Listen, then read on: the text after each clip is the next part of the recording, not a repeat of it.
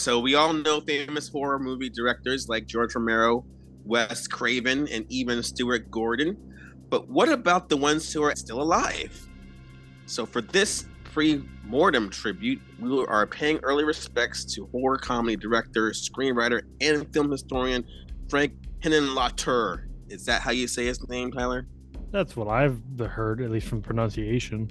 So this guy was born on August 29th, 1950 in New York City. Frank used his love of exploitation films to write and direct some of the most twisted slasher comedies of the 80s and early 90s that used the seedy underbelly of New York City as a backdrop. And at this time, the VHS trend was on the rise, so it was natural to rent his films along with other low-budget B-movies at your local video store. So after 1991, Frank became involved with Something Weird Video, which specialized in distributing exploitation B to Z films. But then the lack of finances or creative differences prevented him from releasing any new movies from the late 90s. But his final film at this time came in 2008. Mostly now he directs documentaries like Chasing Banksy or That's Sexploitation. So for this tribute, we will be just focusing on Frank's full-length films, since Tyler is a fan of horror films that usually, how can I put this? You can just say it, they're crap.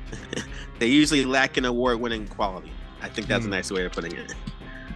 He will be ranking all the 6 movies from worst to best one to get drunk with your friends and watch on a Friday. Sure. So, what do you have as number 6, the worst movie from Frank? Basket Case 3 of the Progeny. So, let me give a little synopsis of what this one's about. First of all, when this movie comes on, I'm thinking to myself, do we really need a recap of the last movie? Because it was literally a year ago. But at least we get to see the creature whose name is Belial getting lucky again. So I was like, okay, it's nice to see him banging his girl Eve, and this girl ends up getting pregnant. So the granny in this situation that they're staying at, they take all the other creatures and they go on a road trip to their Uncle Hal to deliver the baby. So why do you have this movie so low?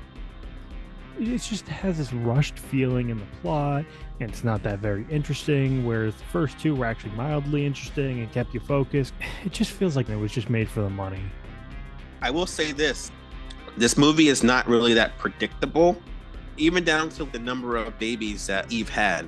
How is this guy Dwayne such a bad actor still? I'm not sure if that's the point, if he's supposed to be bad, like because of these kind of movies, or is it because I'm kind of bitter because I think he's a complete for what he did in the second movie and leading into this. So that's my issue with the movie.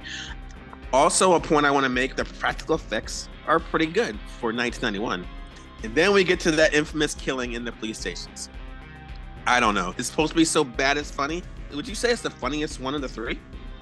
It definitely tries to be a horror comedy, but it just kind of falls flat, both aspects. All right. Well, Tyler hates the movie, apparently. I gotta say, it's one of the rare movies where there's actually an ending, because this guy, Frank, is the king of anticlimactic endings. All right, so what do you have for number 5? Bad Biology.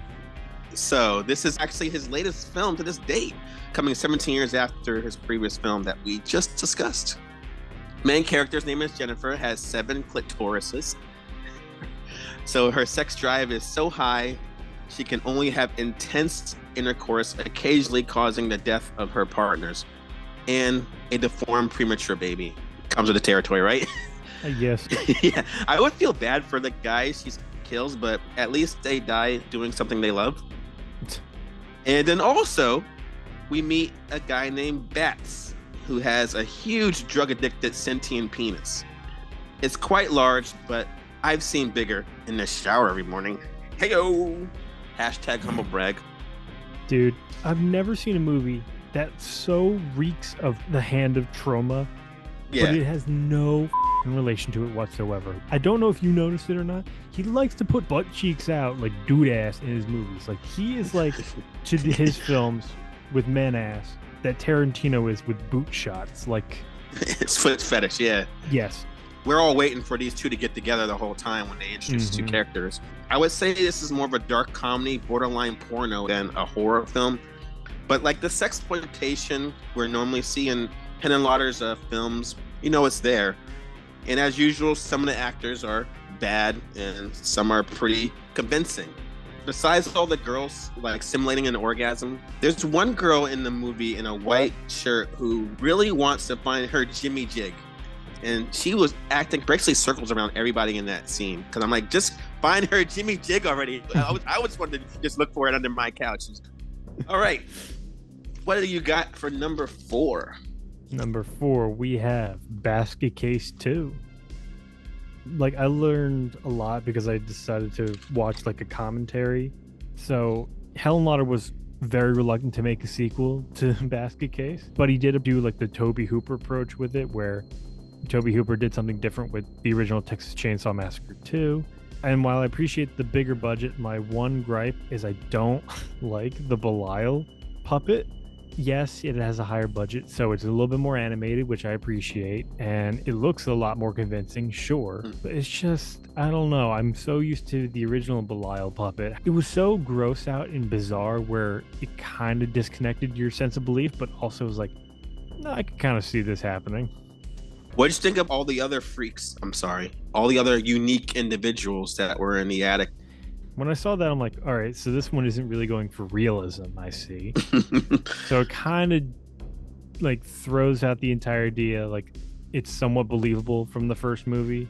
Like it has some semblance of suspension of disbelief, but this one is just like, it goes for like, yeah, no, this ain't realistic. And they actually like made some of the masks so they don't imitate actual deformities, because apparently the studio had a problem with that.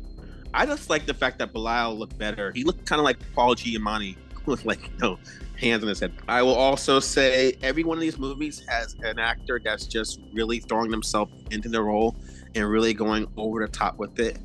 And Annie Ross, who played the aunt Granny, she was amazing in this movie. Yeah, like the one scene where she's in the attic and like kind of giving that speech like in the white robes, she was acting her ass off. All right, what do you have at number 3? Brain Damage.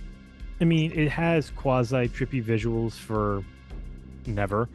It's obviously an allegory for drug abuse. Like, there's no other way to explain it. Yeah, drugs are bad. Okay.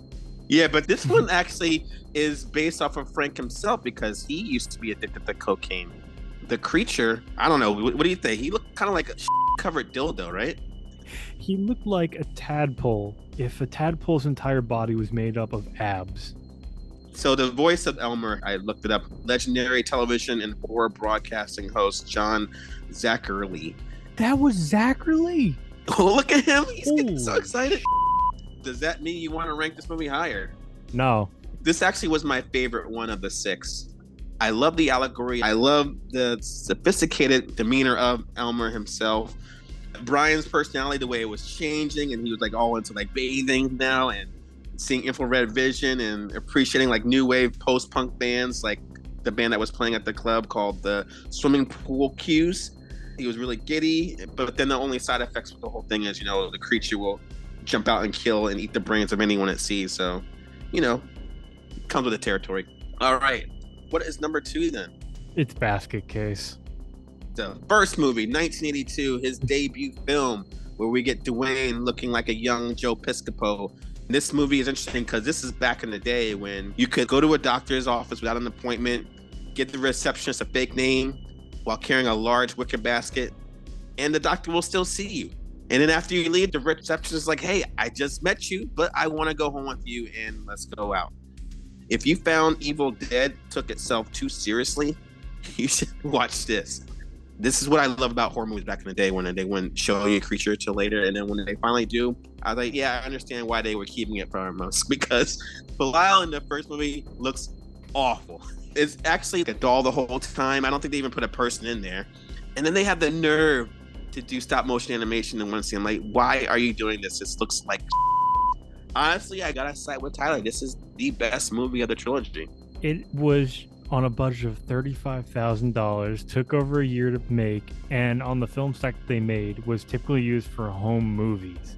So that's why In all aspects, the movie is kind of not that great plot wise. However, Belial's a handsome little fella, and I don't want to hear it otherwise. I can appreciate some of the practical effects that were used, because when you look behind the scenes of how they rigged it and how they did this entire thing, it's just like, damn. And it still came out like this. There were some suspenseful scenes in this movie. Like, there's a scene with a father going out into a basement to investigate a noise. It's so long and drawn out. I was getting like, what is going to happen? I really like the mystery of the plot. When they actually tell you what's going on, they really spoon feed, like exposition. Yeah, it's definitely a little exposition heavy sometimes, but I will say I watch a lot of horror movies and I don't really cringe on like a lot of gore stuff, but the one scene where they're removing Belial from his brother, the wet meat noise that it makes when they're pulling Belial off actually made me like whinge in my seat. I'm like, ugh. This is what makes this director so legendary. Like, he's got the angles down where there's lots of close-ups. He's got the sound effects happening. So at least your imagination can just take you there where it's so disgusting. But sometime he'll do movies that aren't so gross out, and it is actually kind of funny. Leading us to the number one film on Tyler's list is Build-A-Bitch Workshop, aka Frankenhooker. Nice. When a medical student dropout named Jeffrey's fiancée Elizabeth is tragically and predictably killed by an automatic lawnmower, he uses her remains and the body parts of prostitutes to build her and bring her back to life. Now, this is more of a comedy, but it still has the horror elements as well as some gruesome body horror images usually found in his films. So I want to say, you guys, if you like titties and crack-titted hookers exploding, this movie's for you. Check that. If you like seeing mannequins dressed as hookers exploding, why is this the best movie? Just for the scene you were describing, because it literally, you have to explain, oh yeah, and then they find his super crack, and then they smoke the super crack, and then they all explode. Yeah, and I've never experienced that. You know, crack was quite addictive, but these girls really love crack. Yeah, they go ape for it. They were so excited to find it. Elizabeth, the girl herself, is played by the 1986 Penthouse at Patty Mullen, and she's surprisingly funny. She's really well animated with her facial expressions and like quoting all the lines that we heard earlier. I don't know if this is his best film, but it's definitely his funniest movie. Oh, hands down. Bill Murray himself was quoted as saying, "If you see one movie, see Frankenhooker." So that is the list. And we got to do our pre-death eulogies as we always do. You have any kind words to say? Want a date? Got any money? Okay, that'll work. How about I'll go with this? Frank Henenlotter. I would say you deserve to be called the king of weird horror movies. Your deranged exploitation films earn you a place with many other cult directors. And when you pass, there will be a void in the campy yet gross out genre that no amount of fake blood can fill. So, Belial, you have any kind words?